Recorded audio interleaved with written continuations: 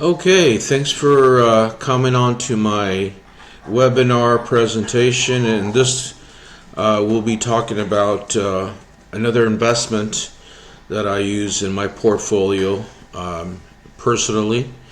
Wall Street banks, wealthiest people use this because it's one of the best places to save without losing money, earning a 7 to 9% per year or more, and you could do the same. My name is William Ramirez. I'm a financial strategist, tax-free retirement planner. Been doing this for 26 years. MBA degree from California back in the 90s.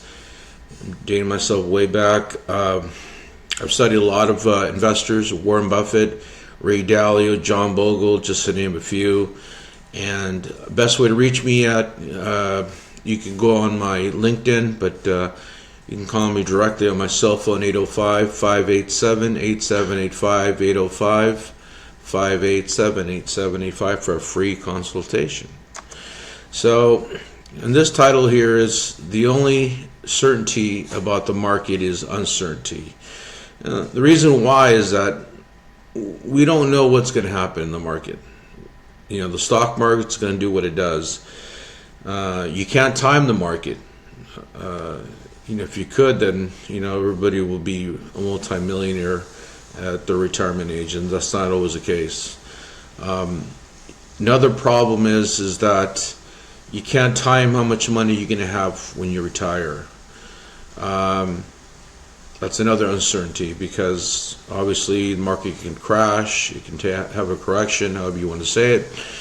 And what we're going to do is avoid all that and other things like fees. And this presentation is based on the book, the little book of Common Sense Investing with John Bogle, the Vanguard Group. And he has a lot of great studies on this that are profound, in my opinion. Written about, I want to say 2006, but it's more applicable now than it was then, because there's more mutual fund managers now, and the percentage is about 90% that underperform the stock market. So people actually bet on the fact that they can beat the market by hiring a money manager. And they might 1 year or two, but over the long term they don't. And studies will show this. So one of the things that we're going to do is eliminate fees, which is huge. Fees is a big erosion factor for investments, and we're going to get into that. So having that said, let's go back to 2008, 2009. Market crash, people lost over $10 trillion in the market. But what if we can control and manage risk? That's a key word. Obtain reasonable performance. I think people would be pretty happy with that. But here's the problem. People manage risk by either sacrificing yields like CDs and money markets and treasury notes, which a lot of retirees do that.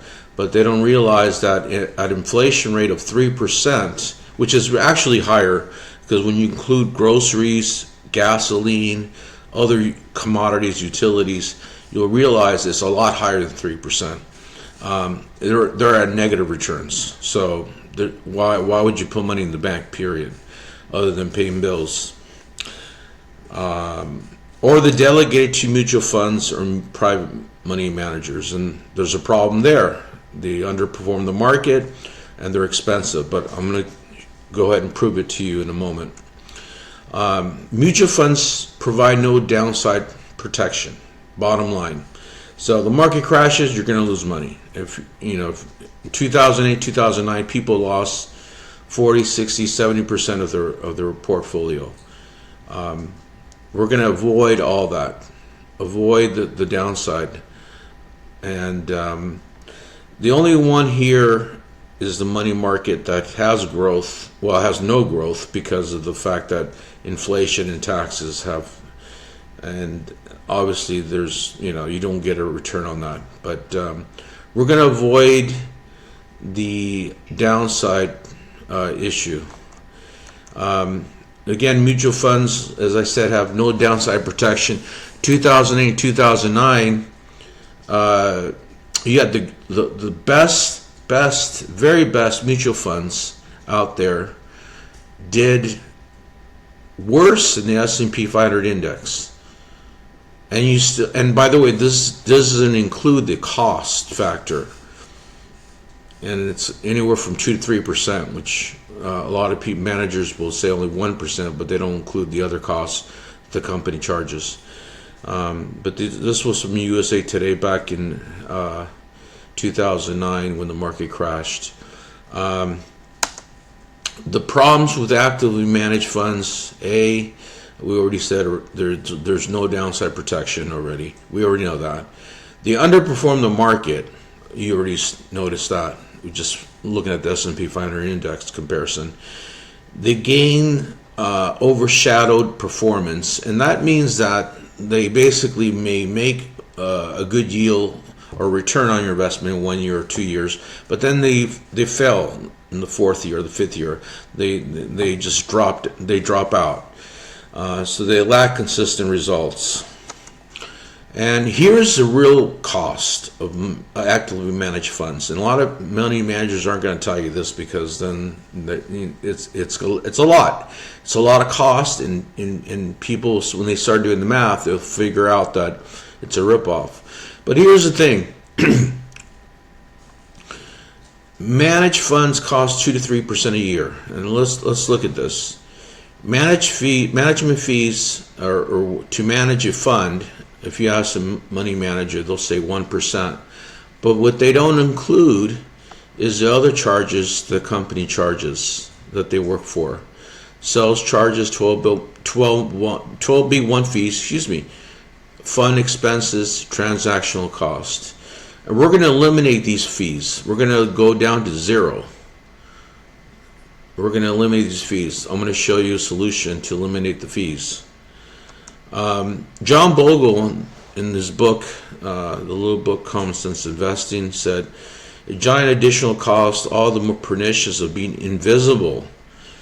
I'm referring to the hidden cost of portfolio turnover, estimated at 1% a year. So this is not even in your statement, and yet people are buying into it. The Great Mutual Fund Trap, great book. Best books were written years ago. And they talk about how mutual funds are more profitable for everybody but the investor, that there are more mutual funds now than there are stocks. And that was back then. There's even more mutual funds now than there are stocks because of the business of making money for mutual funds. In the book, they took a study of an 8% return, $10,000 over 50 years, $469,000 without expenses. With expenses, 2.5% annual fees, it went down to $145,000. Now you know that the fees are a huge impact in an investment over the long term. Here's another study, 1980 to 2005. Again, this is more applicable now than it was then, because there's more mutual funds, there's more money managers, and the higher the rate of money managers that underperform the market's even higher. It's up to like 90 to 92% from what I read just recently in March 2026. Equity, the average equity mutual fund did 98,200, and the S&P 500 index fund did 170,800. So, I mean, why would you hire somebody who make less money? It doesn't make any sense. Dollar sense doesn't make any sense. So here's a wonderful quote from Peter Lynch. He says in Barron's that the people are better off in the index fund. He said it back then because he realized that the indexes did better than the mutual funds, the top performing mutual funds, even though he was a money manager for a mutual fund during the 90s. And I guess he had to come out of the closet and tell the truth. here's what I mean by no consistency, results. This is first become the worst. They took the top performing mutual funds from 96 to 99, and then from 99 to 2002, the worst funds.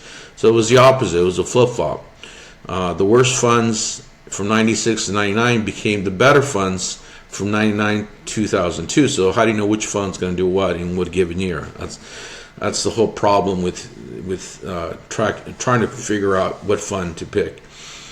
The second thing is, on Dalbar, which is a great source of financial information, did a study. The S&P 500 index outperformed the average fund and the average fund investor. And it just shows that, there's a consequence of using track records to switch from one fund to another. We know that. But here's the thing. Many have switched to index funds. A lot of people do have index funds, and they've had them for years already because they have greater diversification. You do reduce or eliminate management fees, and you match the market. But still no downside protection. So you could be in the S&P 500 index fund, Vanguard even, but then the market can crash and you still lose money. Well, with the current market situation we're in right now, a lot of people say we're in a recession, could last a few years. The market's usually a leading indicator, and recovery could be less robust than what it used to be. Also, a potential fall as a result of government intervention.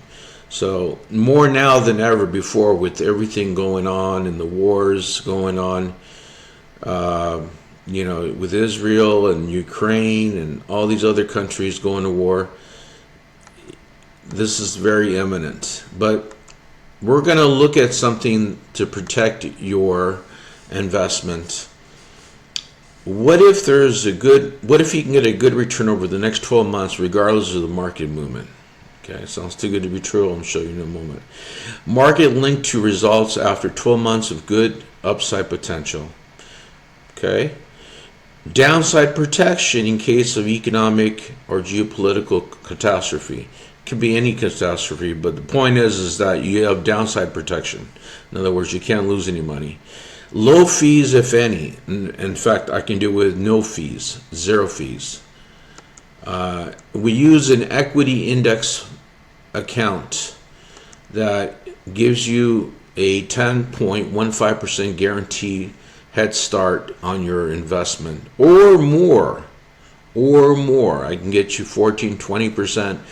It just depends on what you're looking for, but I just use this as an example. Annual yield linked to 100% of the S&P 500 index. Your principal is going to be 100% protected by the insurance carrier. I'm going to show you how they can do it. No fees. Tax deferred. So money grows tax deferred, or tax free if you like.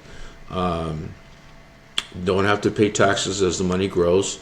And the annual reset feature. Now, there's a little asterisk here, subject to cap. And I did that because some of the investments have caps, but I can get ones that have high caps.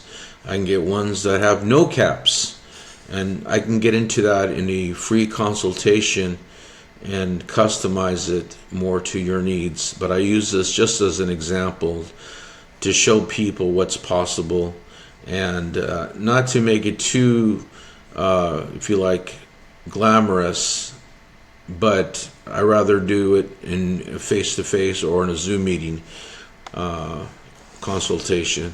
But here's $100,000 principal. The stock market goes up 10%, you make 109. Market goes down 5, you stay at 109,000. The market goes up 8, you go to 117,720. The market goes down 13%, you're still at $117,720. So you win. You never lose any money. How does an insurance company do it? Well, it's real simple. Relatively simple. They invest in high-grade corporate bonds for the most part, so they're bond portfolio driven. Then what they do is they take a portion of those bonds or interest of the bonds, and they buy call options in the S&P 500 index, and they buy them in a manner that'll produce a rate of return that they promise you. The bonds provide the principal guarantee, the interest pays for the options provide the yield. So the longer the bond term, the higher the rate of return. Now this says cap rate, but that's what it means. And let me explain to you what a surrender charge is, because this is how the insurance company protects themselves and you. They're interest sensitive, meaning that if the interest rates are going up, the bond values go down. And the same is true. If the interest rates go down, bond values go up. When bond values go up, you make more money because they can pay you more money. And the longer the bond term it is, the more chances they have to pay you more money. Or having the cap rate higher, so it allows you to pay more money. So that's basically what this is right here. So the insurance company has to protect itself from early withdrawals from a rising interest rate environment, if that comes into play. It hasn't yet, or it did for a couple of years, but not long. For the most part, evolved of the last 25 years or 26 years.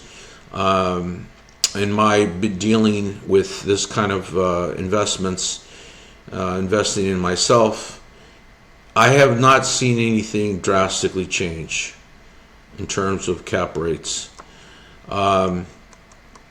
Here's how you can use a surrender charge, or how it could be used in a good way. First of all, we already know that longer-term bonds provide higher cap rates or potentially higher rate of returns for you on your investment. The surrender charge protects the insurance company, obviously, and you want them to be protected because you want them to be around to pay you what they promise you. But you can always take 10% free withdrawals every year, so it's liquidable. If there's a drop on the bond prices, it can be worse, but it hasn't been over the last 26 years I've been doing this. And bonuses, insurance companies will give you bonuses, and this can offset taxation or annuity charges that you may want to get out of an annuity. We can use a bonus to offset the charge. Lastly, you have this chart here, which is the Vanguard source. In 2000, when I first came into the business, it said taxes and fund costs can chew up 87% of investors' long-term return. And if you look at the dollar amount, which is the easiest way of looking at it, 515,000 dropped down to 65,000. That is true. I have expense analysis that show how much it drops down after taxes and cost, and it's unbelievable how much the investor loses. And this is assuming it does well. This is assuming it did 13.3% average, but after the taxes and costs, it drops down to $65,000. You're better off in a CD. Thanks for joining me in this educational webinar. I'll be doing more. Keep an eye.